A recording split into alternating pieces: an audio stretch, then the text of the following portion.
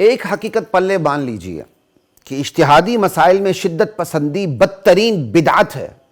یہ آپ کو کسی نے نہیں بتائی ہوگی، یا بتائی بھی ہوگی، میں تعلی کیوں کروں. اجتہادی مسائل میں شدت پسندی بدترین بدعت ہے، وہ بھی بدترین علمی بدعت ہے، جس کا شکار بہت سے اہل علم شعوری یا غیر شعوری طور پر ہو جاتے ہیں، اور اپنے ساتھ ساتھ عوام کل انعام کو بھی بدعت کے اس سیلاب میں بہا کر لے جاتے ہیں. فروعی مسائل میں شدت اختیار کرتے ہوئے یہ لوگ پورے دور نبوت کو نظر انداز کر دیتے ہیں، دور صحابہ کو نظر انداز کر دیتے ہیں، صحابہ کے رویوں اور مزاج کو، اسلاف کے رویوں اور مزاج کو یہ لوگ نظر انداز کر دیتے ہیں، اور اس واقعے کو بھی نظر انداز کر دیتے ہیں، یعنی صحابہ کے ان واقعات کو بھی نظر انداز کر دیتے ہیں جن میں صحابہ میں اختلاف رائے ہو جاتا تھا، بظاہر واضح ترین نصوص کی موجودگی میں، خود نبی علیہ السلام کی موجودگی میں حلال حرام جائز ناجائز تک میں اختلاف پیدا ہو جاتا تھا. ایک چھوٹا سا واقعہ آپ کے سامنے رکھتا ہوں، چھوٹا نہیں تھے تو حدیث کا واقعہ بہت بڑا واقعہ. نبی علیہ السلام نے صحابہ کی ایک جماعت کو بنو قریظہ کی بستی کی طرف جہاد کے لیے روانہ فرمایا، ٹھیک ہے، اور ساتھ یہ واضح حکم بھی فرمایا کہ لا تصلوا العصر الا فی بنی قریظہ. ایک روایت میں یہ ہے لا تصلوا الظہر الا فی بنی قریظہ، ایک روایت میں یہ ہے لا یصلین احدکم العصر الا فی بنی قریظہ. احادیث کی تطبیق اپنی جگہ ہے کہ ظہر مقدمۃ الجیش کے لیے تھا، امام نبوی فرماتے ہیں، اور عصر کا حکم مؤخرۃ الجیش کے لیے تھا، ٹھیک ہے. یہ میں تطبیق کی طرف نہیں جاتا، اہل علم اس کو بڑا اچھا جانتے ہیں. یعنی نبی علیہ السلام نے صحابہ کی ایک جماعت کو بنو قریظہ کی بستی کی طرف روانہ فرمایا. مشہور روایت چونکہ عصر والی ہے اور جمہور اسی طرف ہے، لیکن اہمال سے دلیل کے اہمال سے دلیل کا اعمال بہتر ہے، دلیل کو عمل میں لانا بہتر ہے، تطبیق دینا احادیث کو بہتر ہے. عصر و ظہر کی مختلف روایات ہیں، اہل علم نے اس میں تطبیق دی ہے. چونکہ عصر کی نماز زیادہ شہرت والی ہے روایت، تو میں اسی کو سامنے رکھ دیتا ہوں، کیونکہ ہمارا مسئلہ یہاں احادیث میں تطبیق دینا نہیں، ایک مسئلہ سمجھانا مقصد ہے. نبی علیہ السلام نے صحابہ کی جماعت کو بنو قریظہ کی طرف جہاد کے لیے بھیجا اور ہدایت جاری فرمائی کہ لا یصلین احدکم العصر الا فی بنی قریظہ. تم میں سے کوئی شخص کیا کہتے ہیں ہرگز نماز جو ہے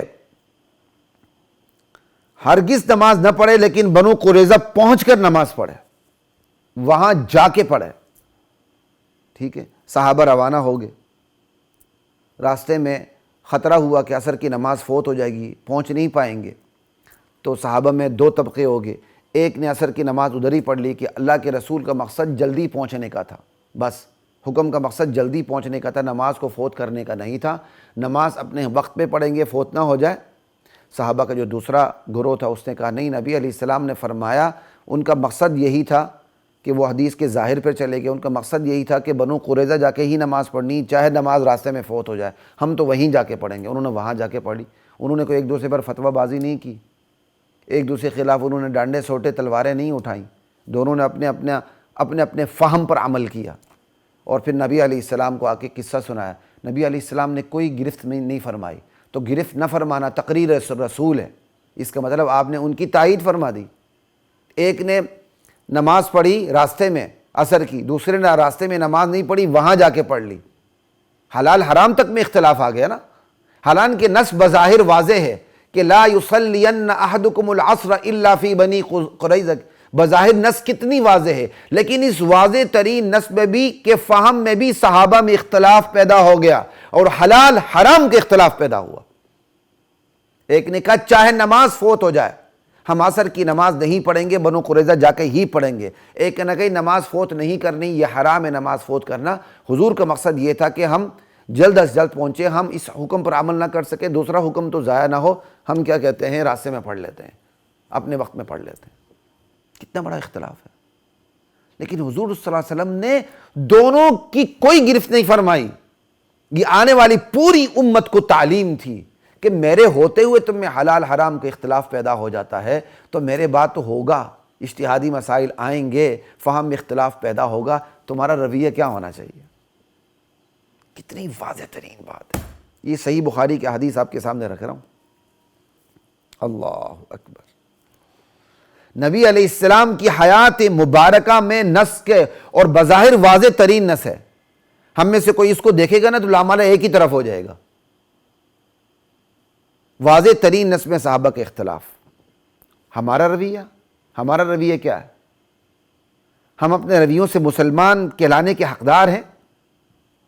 انا للہ و انا الیہ راجعون۔ ہائے کاش ہمارے علماء فروعی مسائل میں ایک دوسرے کے خلاف مورچہ زن ہونے کے بجائے آداب اختلاف پڑھتے پڑھاتے، اصول اختلاف پڑھتے پڑھاتے، اصول تحقیق پڑھتے پڑھاتے۔ میں نے بھی آداب اختلاف پڑھے ہیں، اصول اختلاف پڑھے، اصول تحقیق پڑھے، تو درس نظامی میں نہیں پڑھے، یہ میں اعتراف کرتا ہوں۔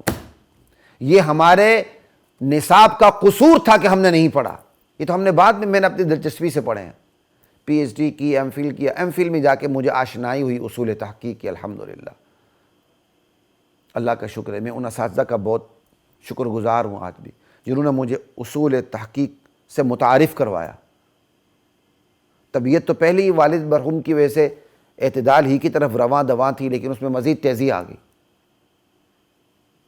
ہمارے ہاں تو یعنی دن رات سطر میں اختلاف پڑھتے ہیں، لیکن اصول اختلاف ہمارے ہاں پڑھا ہی نہیں جاتا۔ یہ کتنی بڑی کمزوری ہے، اور اسی کا نتیجہ ہم آج بھگت رہے ہیں طلبہ اور علماء کے اندر۔ ہر ایک نے اپنی 1.5 انچ کی مسجد کھڑی کی ہوئی، ایک دوسرے پر کفر و تکفیر اور تضلیل کی کیا کہتے ہیں گولہ باری کرتے ہیں۔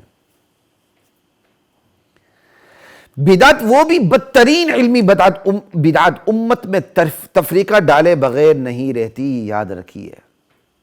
علمی بدعت باہم دست و گریباں کر دیتی ہے، اور باہم دست و گریباں ثواب سمجھ کے کرواتی ہے، ماشاءاللہ امت کے مفہوم کو توڑ کے رکھ دیتی ہے۔ مسئلہ حیات و ممات میں شدت پسندی بدترین علمی بدعت ہے، یاد رکھیے یا معاشر علماء، یا معاشر طلباء، لا الہ الا اللہ۔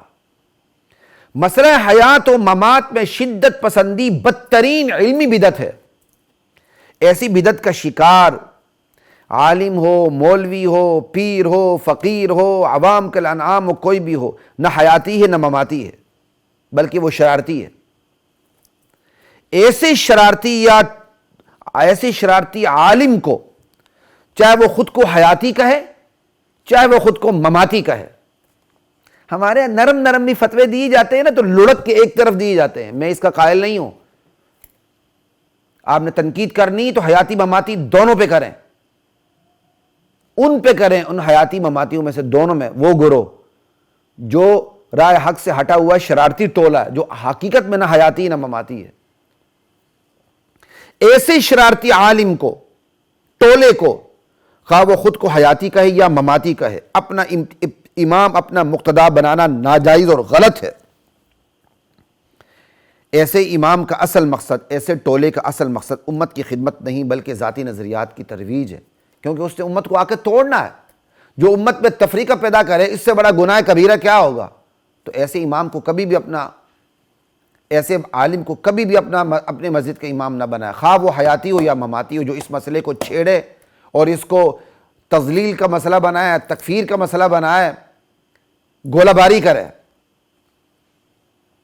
البتہ جو حیاتی یا مماتی، یہ تو کہتے ہوئے مجھے تکلیف ہوتی ہے کہ میں کیوں حیاتی مماتی کا لفظ استعمال کروں، لیکن جیسے میں آپ کو بتا چکا ہوں، کورٹ میرج کی طرح یہ بھی ایک اصطلاح مروج ہو چکی ہے، حالانکہ یہ کوئی فقہی اصطلاح نہیں ہے۔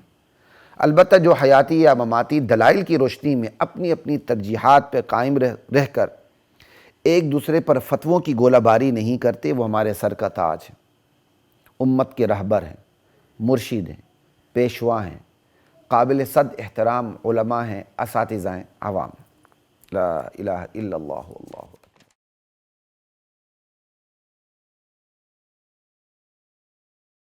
وَلَقَدْ